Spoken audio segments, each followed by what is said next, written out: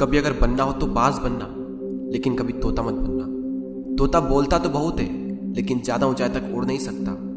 बाज बोलता बहुत कम है, लेकिन सबसे ऊंचाई पर उड़ता है, और बाकी पंछियों का राजा होता है एक बाज। आज मैं आपको 5 ऐसे पॉइंट्स बताऊंगा जो कि हर इंसान को बाज से सीखना चाहिए, और लाइफ की बहुत बड़ी लर्निंग है इन 5 पॉइंट्स में। पहला लेसन, ईगल फ्लाई अलोन। बाज अकेले उड़ता है और बाकी पंछियों के मुकाबले सबसे ऊंचाई पर उड़ता है। बाज अकेले उड़ेगा, लेकिन कभी भी चिड़िया और छोटे पंछियों के साथ नहीं उड़ेगा। बाज हमेशा या तो बाज के साथ उड़ता है या फिर अकेला उड़ता है, और इस समय यह सीख मिलती है कि छोटी सोच वाले लोगों से हमेशा दूर रहें और अकेले रहो, क्योंकि यही वो समय है जब खुद को जानने का असली मौका मिलता है।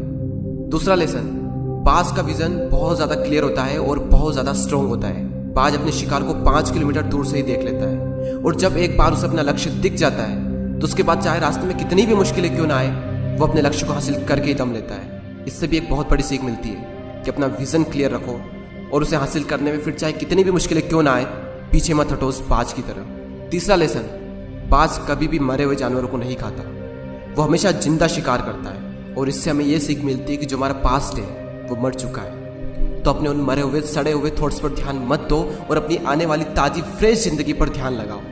अपने पास्ट की पुरानी यादें जो तुम्हें तंग करती है, उन्हें वही रहने दो जहां पर उसकी जगह है, और तुम्हारे पास्ट की जगह है तुम्हारे पास्ट में, उसे वर्तमान में जगह मत दो। क्योंकि एक बार अगर तुम्हारा पास्ट तुम्हारे प्रेजेंट में आ गया तो तुम्हारा पास्ट तुम्हें कभी प्रेजेंट में नहीं रहने देगा। पास्ट में तुम्हारे साथ कितना भी बुरा क्यों ना हुआ हो, वो सब यादें, वो सब थॉट्स मर चुके हैं, और उस बाज की तरह बनो जो कभी भी मरी हुई चीजों को नहीं खाता। चौथा लेसन, जब आंधी तूफान आते हैं तो बाज बहुत ज़्यादा एक्साइटेड हो जाता है।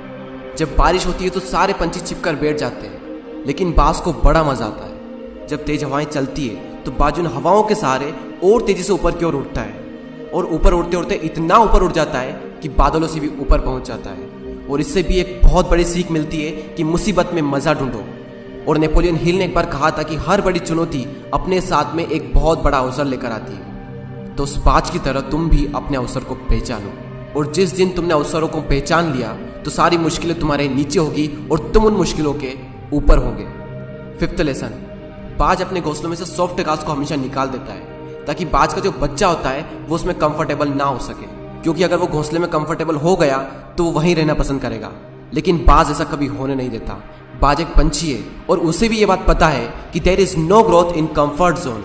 लेकिन हम तो इंसान है ना, और इंसान होने के बावजूद भी कई सारे लोग इस बात को समझते ही नहीं। आप जितना ज़्यादा कंफर्ट जोन में रहोगे, आपकी लाइफ आने वाले टाइम में उतनी ही ज़्यादा अनकंफर्टेबल हो जाएगी।